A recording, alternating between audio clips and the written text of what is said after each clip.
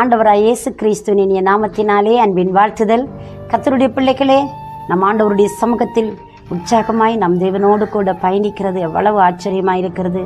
நம்முடைய ஆண்டவர் நம்மை பராமரிக்கிற வழிகள், அவர் நம்மை நேசித்து நம்மை காத்து நடத்துகிற காரியங்களை நினைக்கிற பொழுதெல்லாம் நம் கண்களிலிருந்து கண்ணீர்கள் வடிகிறதல்லவா.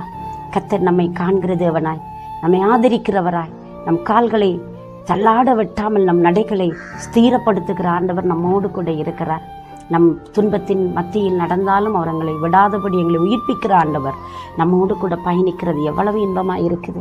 இந்த காலையிலே நம்ம ஆண்டவர் சமூகத்தில் ஏதோ ஒரு நன்மையை நம்ம எதிர்பார்த்து, ஆண்டவரே நீங்கள் எனக்கு இந்த அற்புதத்தை செய்யணும் என்று சொல்லி மனதார தேவனை வேண்டி நிற்கிறோமா? தேவன் எனக்கும் உங்களுக்கும் ஒரு அற்புதம் செய்வார். காலையிலே கர்த்தருடைய வசனத்துக்கு ஆவலாய் காத்து நிற்கிறீங்களா? தேவனுடைய வசனத்தை நாங்கள் தியானிக்கலாமா? புலம்பல் 3வது அதிகாரம் 25வது வசனம் இப்படி சொல்லுகிறது: தமக்கு காத்திருக்கிறவர்களுக்கும் தம்மை தேடுகிற ஆத்துமாக்களுக்கும் கர்த்தர் நல்லவராய் இருக்கிறார். தம்மை தேடுகிற ஆத்துமாக்களுக்கு, தமக்கு காத்திருக்கிற ஆத்துமாக்களுக்கு அவர் நல்லவராய் இருக்கிறார். நீங்க கர்த்தருக்கா காத்திருக்கிறீங்களா? கர்த்தரை தேடிக்கொண்டே இருக்கிறீங்களா? விடாம நம்பிக்கொண்டு இருக்கிறீங்களா? உங்களுடைய ஆண்டவர் உங்களுக்கு நல்லவராய் இருக்கிறார். பயப்படாதீங்க. மனுஷன் நல்லவனா சில சந்தர்ப்பங்களில் இருப்பார்கள், சில சந்தர்ப்பத்தில் அவர்கள் மாறிவிடுவார்கள். எந்த சந்தர்ப்பத்திலும், எப்பொழுதும், எந்த நிலையிலும் எல்லாருக்குமே நல்லவராய் இருக்கக்கூடிய நம்முடைய ஆண்டவராய் இயேசு கிறிஸ்து நமக்கு நல்லவராகவே இருக்கிறார். அவர் இருக்கிறவராய் இருக்கிறார் என்று சொல்லப்படுகிறது. பிரியமானவர்களே, எப்பொழுது தேவன் பாருங்க, ஆண்டவர் எங்களுக்கு நல்லவராய் நம்முடைய வாழ்க்கையில் எப்போ வேலை செய்ய ஆரம்பிக்கிறார் என்றால், அவர் எப்பவுமே நல்லவர் தான். ஆனால் அந்த நல்லவருடைய அற்புதத்தை பெற்றுக்கொள்வதற்கு நாம ஆயத்தமாகணுமேங்க. நாங்கள் தகுதி உள்ளவர்களை மாறணுமே. நம்ம காத்திருக்கிறதுனால சோர்வடையக்கூடாது. நெடுநாளாய் காத்திருக்கிறது இருதயத்தை இழைக்க பண்ணுமா. விரும்பினது வருகிற பொழுது அது ஜீவ விருட்சம் போல இருக்கும். இந்த கழுகுக்கு ஒரு விசேஷித்த தன்மை இருக்கு. கழுகு மிக பலகீனப்பட்டு, கழுகு மிக அங்கே அதைரியம் அடைகிற பொழுது, அது முதிர் வயது ஆகிற பொழுது இந்த கழுகு என்ன செய்யும்? மலை உச்சிக்கு பறந்து போகும். இருக்கிற பலத்தோடு போய் அங்கே மலை உச்சியில இருந்து தன்னுடைய இறக்கைகளை ஒன்றொன்றாய் அப்படியே பீத்து பீத்து பீத்து எல்லா இறக்கைகளையும் கலட்டி விட்டு அந்த கழுகு புது இறக்கைகள் முளைப்பதற்காக அது காத்திருக்குமா. ஒரு நாள், 2 நாள், எத்தனை நாள் தெரியாது. ஆனால் அந்த கழுகு புதிய இறகு முளைக்கும் வரையும் அது அமைதியாக இருந்த இடத்திலே அது காத்து கொண்டு இருக்கிறதா. அதுதான் கர்த்தருக்கு காத்திருக்கிறவர்கள் புது பலன் அடைவார்கள். ஒரு கழுகு போல உயர எழும்புவார்கள். அந்த காத்திருக்கிற கழுகு புது இறக்கைகள் முளைத்த உடனே அது பறக்க ஆரம்பிக்கிறது. முன்னில் இருந்ததை பார்க்கிலும் அதுதான் புது பலத்தோடு உயர எழும்புமா. அவ்வளவு வேகமாய் பறக்குமா, வேகமாய் அது சட்டைகளை அடிக்குமா.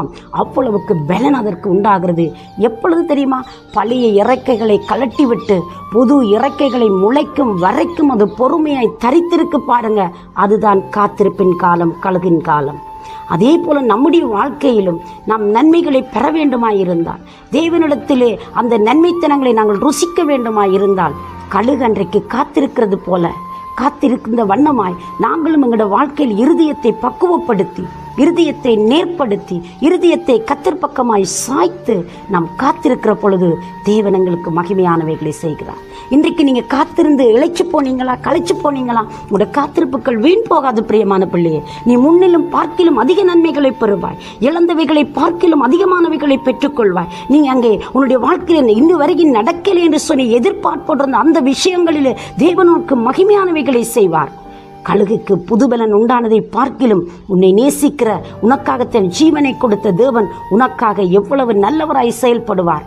தம்மை தேடுகிற ஆத்துமாவும் தன்னை நம்பி இருக்கிற ஆத்துமாவும் அவர் ஒரு நாளும் கைவிட்டதாக இல்லை, ஒரு நாளும் அவர் கைவிட போகிறதாக இல்லை. பிரியமான பிள்ளையே, இந்த நாளினுடைய காத்திருப்புகள் நடுவிலே எதிர்பார்ப்புகளோடு ஏமாந்து போய் ஒருவேளை நீ நின்று கொண்டிருந்தாலும் உன் ஏமாற்றம் நன்மைக்கு ஏதுவானதாய் முடியும். அந்த ஏமாற்றத்தில் ஒரு அற்புதம் செய்து நீ விரும்பினதை தேவன் உனக்கு கொடுத்து உன்னை கனம் பண்ணி உன்னை மகிழ்ச்சியாக்குவார். இந்த நாளில் தேவன் உனக்கு ஒரு அற்புதம் செய்யட்டும். நான் உங்களுக்காக செபிக்கட்டுமா? உங்கள் ஆத்மாவை நேர்படுத்துங்கள், இருதயத்தை சரிப்படுத்துங்கள், அவரை நோக்கி பொறுமையாக இருங்க. எவ்வளவு காலம் இங்கே பொறுமையாக இருக்கிறது? தேவன் அற்புதம் செய்யும் வரையும் பொறுமையாக இருங்களே. நிச்சயமாய் அவர் ஒரு நன்மை செய்வார். நிச்சயமாய் முடிவுண்டு உங்களுடைய நம்பிக்கை வீண் போகாது. அவரை நோக்கி பாருங்க. உங்களுக்கு உதவி செய்யும்படி நான் மன்றாடட்டுமா? சர்வ வல்லமை உள்ள தேவனே, இயேசுவின் நாமத்தில் உடைய பிள்ளைகளுக்கு ஒரு நன்மை செய்யுங்க. உங்களோட கண்ணீரை தொடையுங்க, தேவைகளை சந்திப்புங்க.